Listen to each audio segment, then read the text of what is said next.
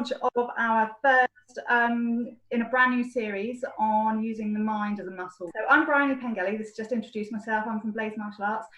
This is Mark Dawes. Mark's the founder and director and national coach at the National Federation of Personal Safety. So Mark has served in the Royal Navy. He's worked as a hostage negotiator. He's qualified as a stress consultant, a cognitive hypnotherapist. He's a master practitioner of neuro-linguistic programming.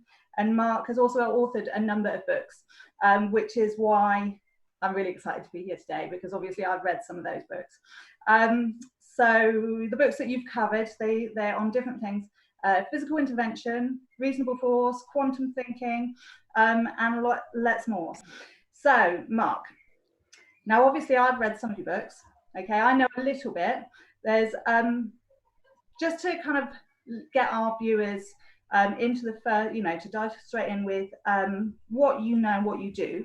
Can you start with explaining what NLP is?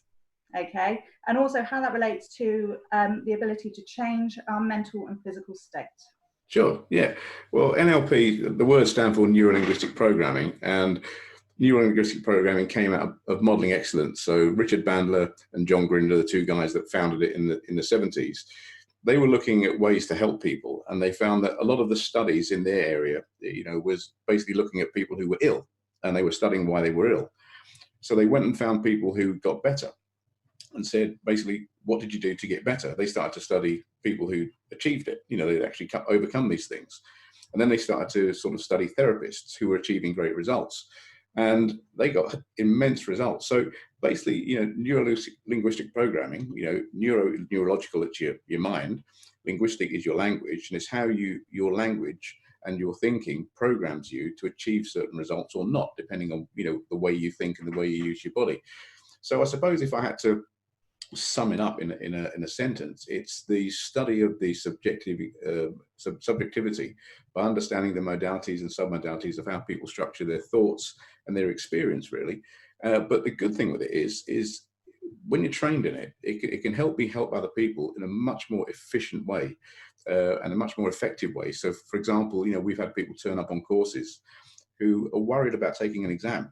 And when you say that to some people, they think about very timid people sat in the corner. I've had two ex-special forces guys that were in the SAS regiment turn up, and the first question they asked me was, is there an exam? And I went, yeah. They said, we're off, because they're not used to that environment.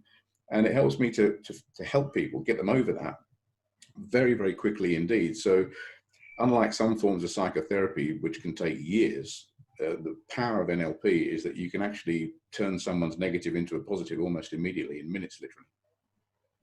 Right. So it started off as like the observation of physical health, but it's expanded, through the years since it first originated into kind of a much more dynamic use of day-to-day activities. And yeah. Yeah, absolutely. Yeah, it started off with them studying therapists, as to what therapists were doing to try and help people, and they found that most therapists actually made people worse, and all they ended up doing was prescribing medication for them. So they were managing the problem and not fixing it. And I'll give you one example of this. I had a young man, not a million miles away from where I live, actually, and his father was in Libya at the time, and they were in a hostile environment. They were getting shot at, and the son was worrying about his dad, and he developed a phobia where he couldn't go outside his house. So they got a guy from Harley Street, believe it or not. The family paid for a guy from Harley Street who said, yeah, I can fix him, I'll come down. And he went down there and he couldn't fix him. And the damaging bit of this was the guy said, if I can't fix him, I don't think anyone else can, because I'm the best there is at what I do. So that really put the guy down. They then got a counsellor in from Hampshire, a local counsellor. She was supposed to be the best at what she did. And she went in and she couldn't fix him. And, she said, well, if I can't fix him, and this other guy can't fix him, there's not much hope. So this lad was suicidal. That's why I got the phone call from Libya to say, could I go and help him? Because the father's obviously in a hostile environment, is desperate. He's now worrying about his son. So I said, oh, I'll go and have a look. And he said, do you think you can fix him? And this is a mantra that comes out of NLP is, I don't know, I'll go find out. So you never promise them anything. So I went along and I said, tell me what the problem is. So he described the problem. And I said, tell me what your ideal solution is. How will you know when you're fixed? He said, if you can get me in my car outside with my hands on the steering wheel and my feet on the pedals, I know I'll be fixed. So in his mind, he knows what the solution is, and he knows what the solution is that he wants. So I said, so if I can get you in your car, you'll be fine. He went, yeah. He said, but no one can get me out the door. I said, have you been hypnotized before? He went, yeah. So I hypnotized him, walked him out the door, put him in his car, put his feet on the pedals, put his hands on the steering wheel, woke him up.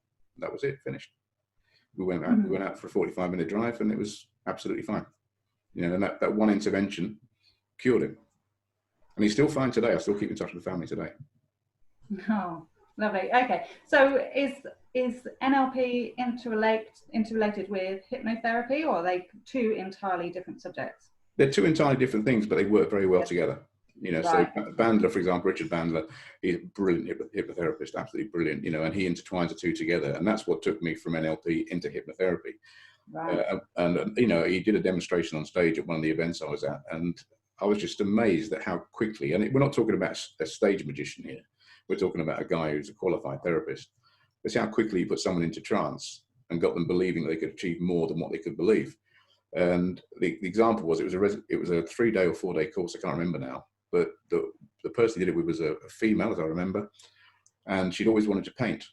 You know, she always wanted to be a painter, but she believed she couldn't be a painter because people had told her she couldn't be a painter, and she wasn't any good at painting, and that was the internal dialogue she had.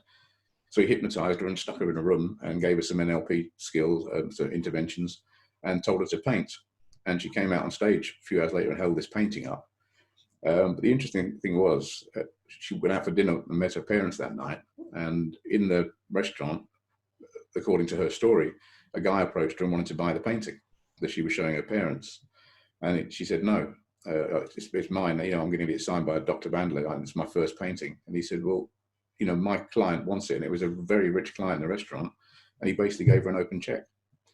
And she made up a figure. It was quite a big figure. And the guy signed the check there and then took her painting away. And she came back the next day to tell everyone the story. And, you know, that's how one intervention and a bit of hypnosis can break someone's limiting belief. And then she's now a full-time painter. Oh, wow. Nice story. Nice story. Okay. So it has lots of different adaptions, and we can use this for everyday life.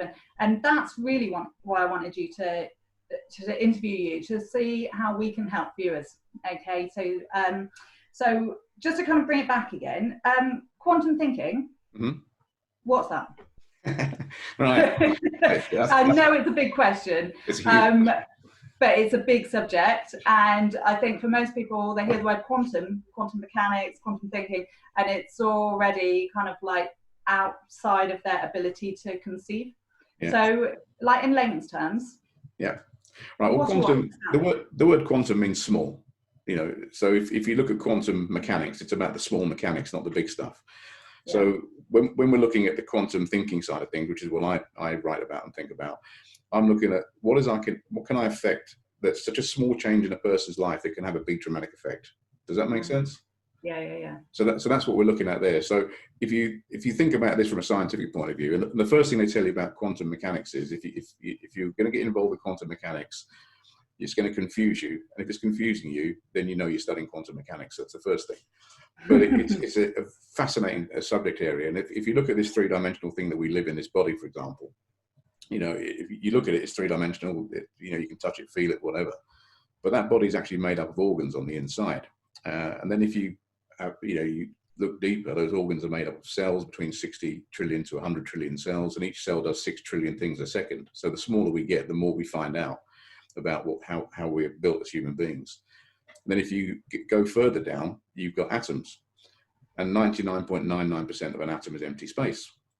So if you suck all the empty space out of every atom in our bodies, what would be left of us physically, this 3-dimensional thing, will be nothing bigger than the size of a grain of sand or a grain of salt. That's not a good weight loss program because you still have the same density, but you'd be that small. So when you look at Einstein's equation, which is E equals mc squared, so energy equals mass multiplied by the speed of light. If you think energy equals mass, then that 99.99% of empty space isn't empty space, it's actually energy. So we are 99.99% energy, and the rest of it is just a small bit of maths that makes us up, which is weird for some people who's going to get their head around, okay? Mm-hmm. But if you link energy to emotion, you know, emotion is what drives us. you know, and we have an emotional connection with everything. So energy is linked to emotion. Emotion comes from the Latin word emote, which means to move. So the energy or the emotion is always moving through your body. So if you can affect someone at an emotional level that changes the way they think, that changes everything. The area I come from is when people come on courses with us, so take, for example, a self-defense instructor's course or a restraint instructor's course, which is what, you know, our primary business is. Their expectation is they're going to go on this course, they're going to learn lots of technical moves, and they're going to learn how to defend themselves and how to punch a bag and how to restrain up and all the technical stuff. But a lot of them doubt themselves. They doubt their ability to go and do it, or they doubt their ability to teach it. So when they come on courses with us, we spend the first part of every day talking about quantum mechanics and quantum thinking and how their thoughts affect their ability and everything else. And they start to get it. They start to think, well, actually, you know, I can actually do this. Because although quantum is talking about the small minuscule changes you can make that have a big effect, I'm looking at the one big domino. So if they've got loads of problems, like they've got no confidence, they're anxious, they're worried, they're fearful, everything is, instead of trying to address every one individually, I'm looking for the one big domino that if I can knock that domino over, it knocks everything else over. So, you know, and that's where I come at from the quantum thinking point of view, because I say, look, your thinking affects the way that you perform. Now, you know, if you want to change the way you perform, you've got to change the way you think. And if you look at this from a marketing point of view, I mean, I teach a lot of marketing stuff now as well. If marketing was just technical stuff, we could all learn how to do Facebook ads. We could all learn how to do YouTube, Google ads. We could all put up a website. We'd all get a 51% conversion rate. We'd all be rich. Doesn't happen. Yeah. Why? Because it's the psychology behind the thinking that goes into the creation of the advert or whatever you're doing that makes the difference. And you know, I study the way successful people think. I've studied, you know, I don't tend to study the way that non-successful people think, because I don't even want to go there. But when you look at successful people, the one consistent factor is they all believed that they would be successful. And then they do things to make that happen. That's really interesting. That's really interesting. Would you say everybody has these hang-ups, you know, apart from those very high performer, you know, successful people? Would you say most people that you come into contact with have got some kind of hold back in that respect? Yeah, everyone. I had it. You know, I had it. You know, when I was in the Navy, I went through. I was the youngest senior NCO for my rank in the fleet. I ended up being a commissioned officer and flying. And I'd passed everything up to that point. You know, I'd passed Arctic warfare training. I'd done everything. The minute I got to flying training, I failed. Now, I had a reunion with the lads I was at Dartmouth with, and they couldn't figure out why. And I said, oh, well, I probably wasn't very good at it. And they said, no, you were actually all right. You were a pretty good pilot. They couldn't figure out why I failed. And it wasn't until years later that I tracked this back. And when I was a kid, I'd forgotten about this. When I was a kid, I wanted to be a pilot. And my parents weren't rich. You know, my family wasn't rich. You know, we were bordering on poor. And, you know, I can remember my mum saying, look, think about a job that you can do, because, you know, we're not meant to be pilots. You know, our family's not meant to fly planes. And I wouldn't want you to go down that route and fail and end up, you know, being sad and depressed. So think, you know, why don't you become an engineer? When I joined the bloody Royal Navy, I joined as an aircraft engineer. I didn't even know what I joined up at. When I got to HMS Raleigh to do my training, I didn't know what I was. There was marine engineers and chefs and cooks and seamen, and I was stood there, and I had to say to the petty officer, I don't know what I'm doing here. I don't know what trade I am. He said, you're an air mechanic. Now, as I look back on my life, I can see where those were. So yeah, you know, everyone's got it. Everyone has these limiting beliefs, you know, but everyone can bust them. Okay, I'm going to stop you there because I think we've filled an episode. So I just want to finish off by saying thank you for your time today. Also, we've got another episode coming next week, so by all means do tune in again. If you want to find out more but you can't wait until next week, then Mark has kindly offered to share one of his books, Live This Life, with us completely free for viewers. So if you want to get hold of that, then just click on the link. It'll be like in the comments below or above, and you can access your free PDF. So that's all for today. Thank you, Mark, and we shall catch you next week. Thanks, Bryony. Be good.